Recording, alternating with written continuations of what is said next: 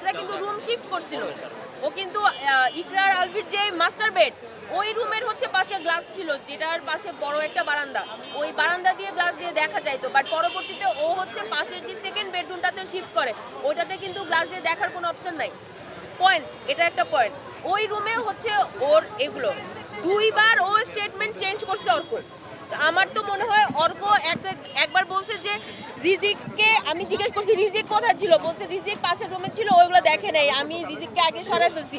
আর আলভি কি বলছে যে রিজিক নাকি ডাকছে, মাম্মা দরজা খোলো দরজা খোলো।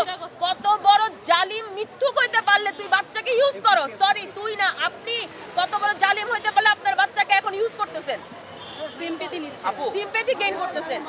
অর্ক এখানে স্টেটমেন্ট চেঞ্জ করছে, আপনারা অর্ককে ধরানোর জন্য ট্রাই করেন, ওকে জানান, ও অনেক কিছু জানবে। কারণ ওখানে ইভেন ইকরার বাসায় সিসিটিভি ছিল, সিসি ক্যামেরা, পুলিশ যখন যায় তখন ওরা সিসি ক্যামেরা কিন্তু